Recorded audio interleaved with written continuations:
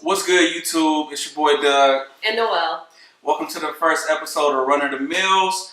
Today we're going to be talking about one of our favorite artists who recently dropped the album within the last month or so, J. Cole. So we're going to give you a quick review of our thoughts on the KOD album. This is an album we both love. Love it. By artists we both love. Love him. Yeah. So let's get into it. Alright, so let's jump straight into it. So what do you think of the album? I love this album. I think it's my favorite J. Cole album after listening to it. I've probably listened to it at least 20 times. I think it was pretty good, man. I think it's probably maybe my second favorite J. Cole album behind Friday Night Lights. It was kind of a mix of 2014 and For Your Eyes Only, in the sense that I feel like lyrically 2014 was on point. You know, he got his message across, the theme, but the production was hit or miss for me on that one. And then I feel like For Your Eyes Only, the lyrics was hit or miss for me. Like the songwriting itself, the composition, hit or miss, but the production was on point all the way through. You know what? Now that I'm thinking about it, it might take number one over Friday Night Lights. I feel like maybe. Well, it's better than Friday Night Lights. It's close to 2014 because 2014 was really good. So I think KOD is first, and then 2014, and then Friday Night Lights, and then Born Sinner, and then Sideline Story, and then For Your Eyes Only is dead last. You gotta tell me about There's that. There's only one song on For Your Eyes Only that I enjoyed. Which was? Neighbors. That was the only song on that whole album? I see what he was trying to do For Your Eyes Only, but I just didn't like the execution. And at least on like Sideline Story and on Born Sinner, there's more than one song that I can say I liked on Born Sinner. I don't know how the hell you put Born Sinner. Born Sinner I rock with. There's a couple songs in there I like. But for the most part, I would be cool if I never heard Born Sinner again. I'd be cool. What? Land of the Snakes, great song. Yeah. Love that song, even still to this day. Crooked Smile, classic. Power Trip, great song. Nobody's Perfect. You feel me? The first two albums, especially coming off of Friday Night Lights, I could do it if I never had to hear the two albums again. I'd be cool.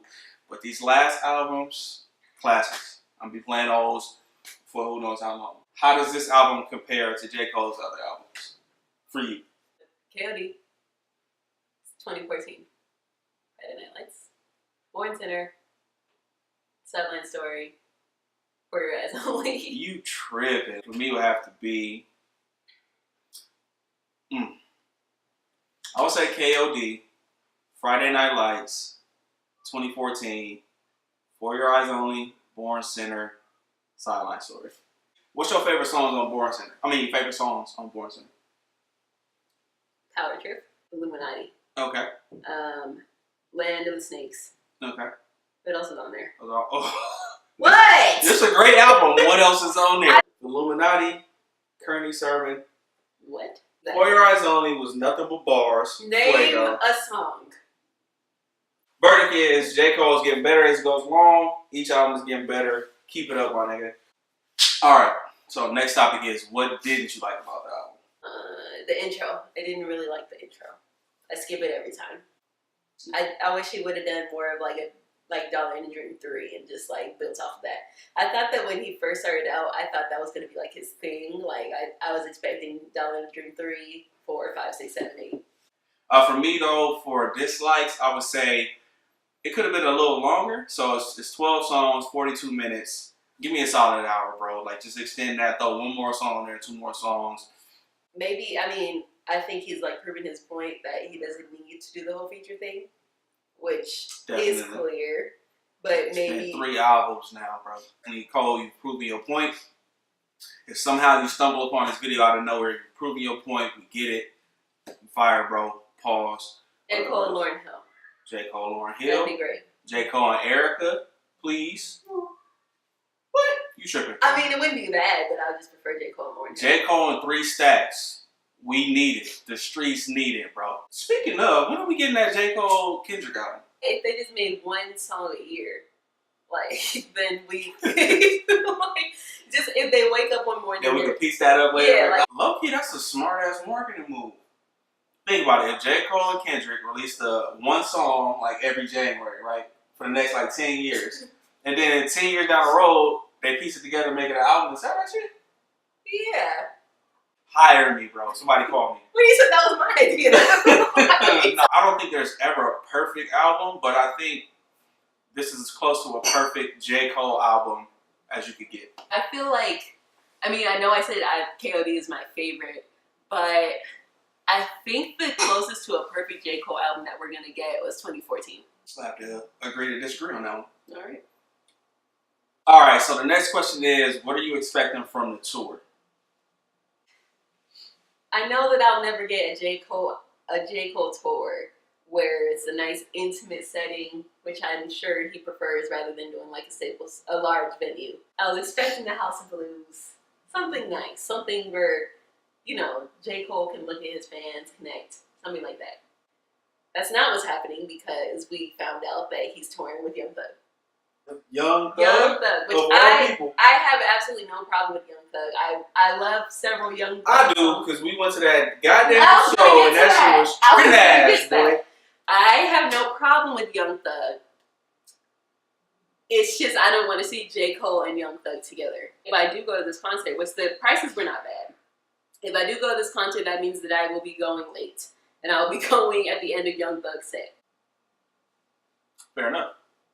I didn't know we had already gotten communication on this tour, so... Yes, I sent it to you on Instagram.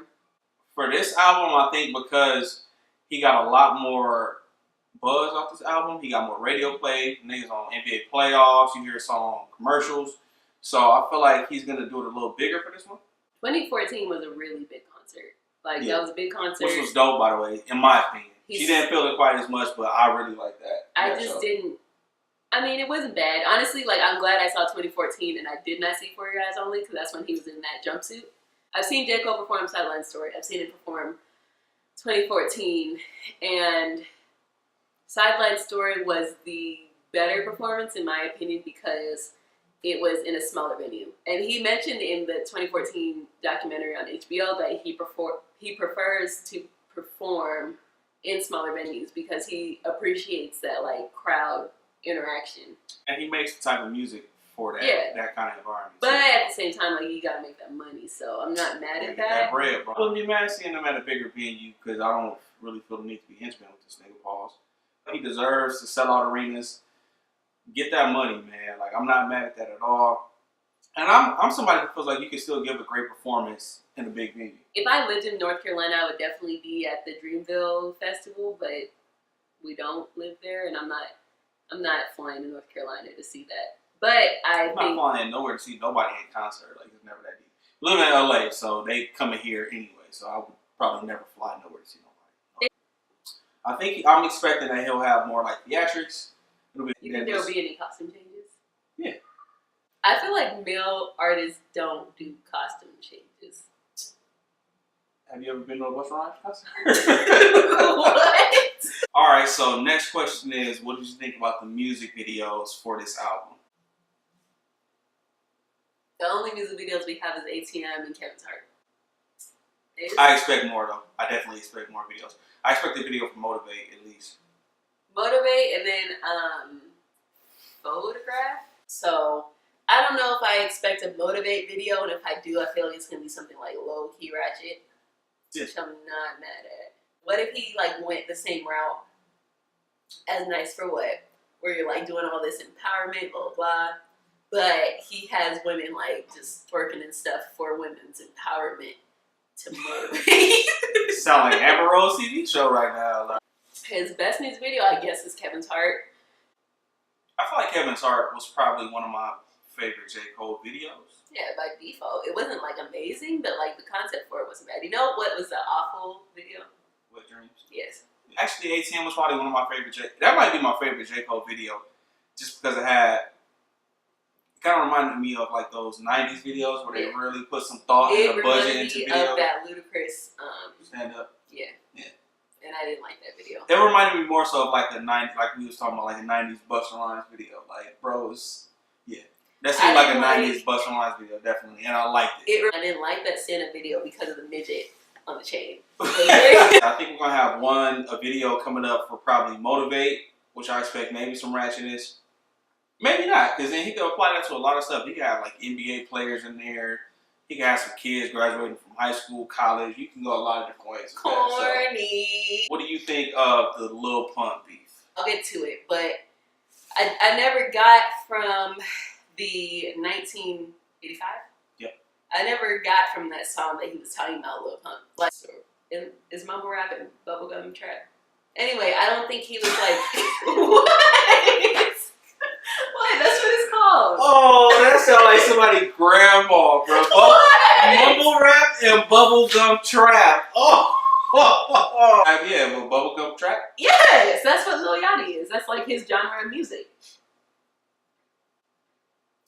I'm not the only one who's heard this. He went about it like a big brother. Like he was just spending some game, giving some knowledge. Because that is something that these young cats need to hear. Because I feel like they understand what he's saying. And they're like, nah, fuck that. That's not going to be me.